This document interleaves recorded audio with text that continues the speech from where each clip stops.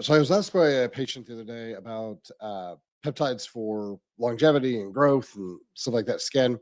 And we were talking about the different options that people had. One of the things that we can do for anti-aging that kind of helps long-term function is just a little bit of that secretagogues for the growth hormone.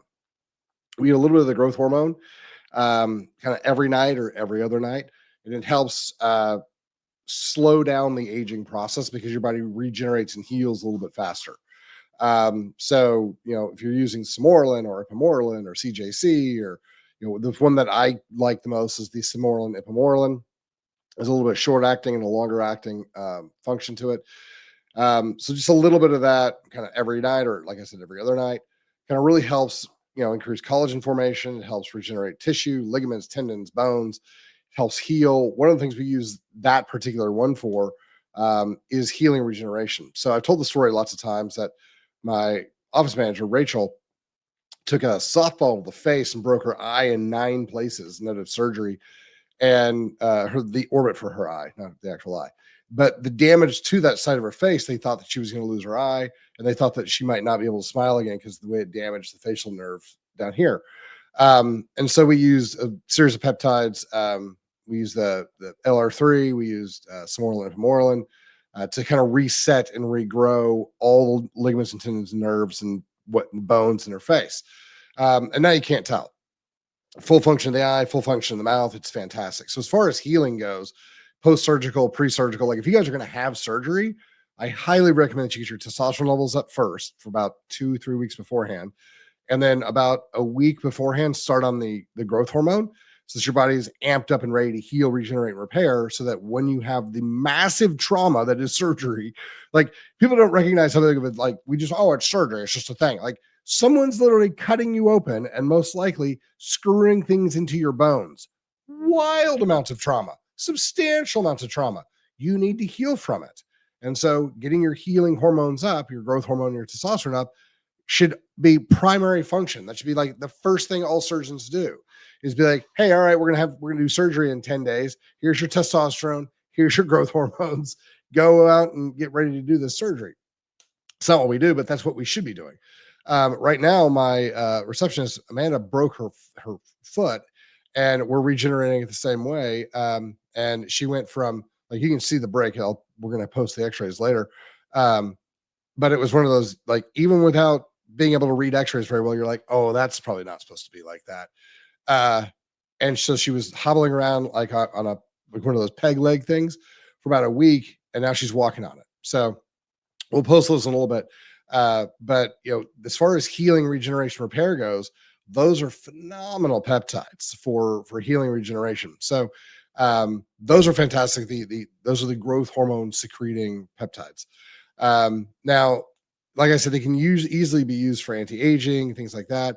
If you've got issues with your knee where you don't really need or your shoulder or your hands where you don't really need surgery, but they're irritating all the time, or like when you're lifting, you're like, oh man, this spot in my shoulder is giving me grief.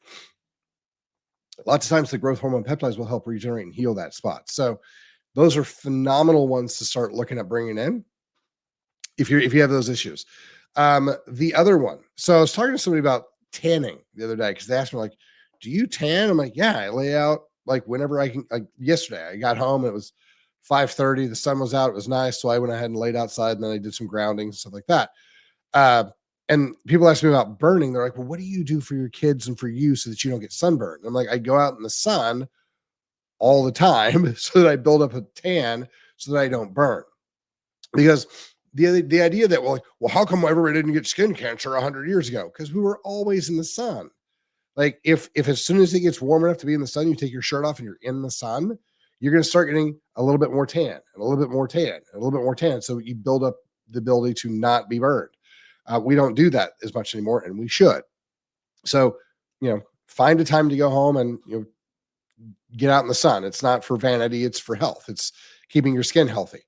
Now, if you are in one of those positions where you can't go outside very often, but you still want some darkening in your skin, peptides Melanotan II is a great peptide for increasing the melanocytes in your skin, or basically darkening your skin with the injection.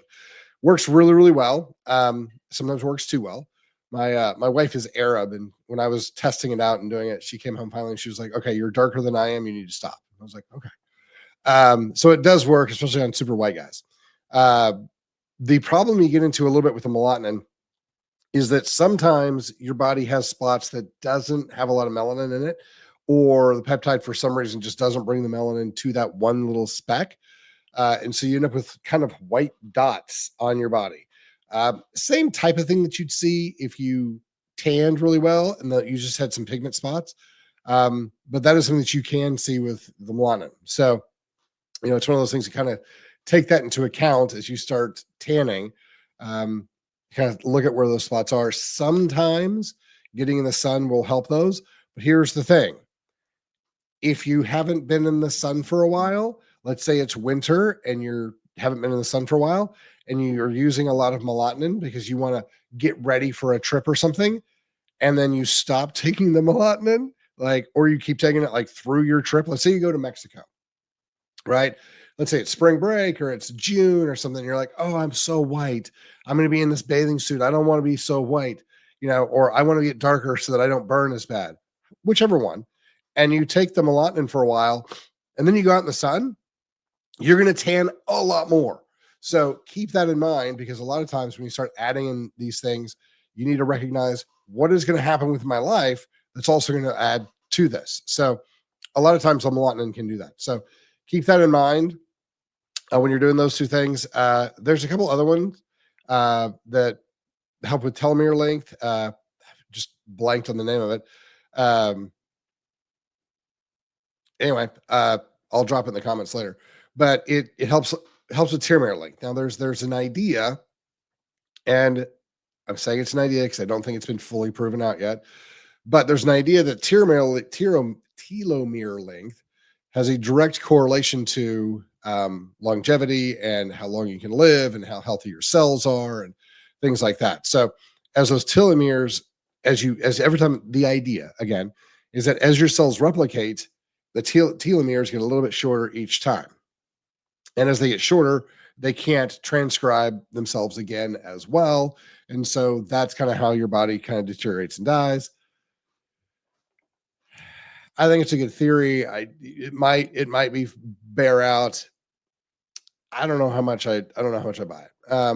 I think one of the reasons that the telomeres get shorter is because we're not giving the body the chemicals it needs, and it has too many of the chemicals it doesn't want. So basically, what's going on is that we have too many toxins and not enough nutrients.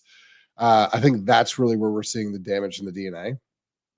And until we rectify that part, the idea that just this natural function is destroying us, I don't want to lean into, because I think we're leaning way too hard into our bodies are built wrong, then we're doing bad things to them. So I think that's where a lot of this issue comes in. But we'll see, kind of as we start developing out these ideas, we'll see where that goes. But as far as these peptides go, the other one that I like because it increases oxygenation of the tissue, so it's going to help with all sorts of things, is the copper peptide, the GHK-Cu. That one. So if you're using it for hair loss, I like the gel that goes on the scalp. If you're using it for general health, the injection's fine. The pills will work. I mean, the pills are fine, but I'm a bigger fan of the injections for all over function and on the scalp for specifically for hair growth. So if you guys are looking for those, that's the way to go on that one. And then,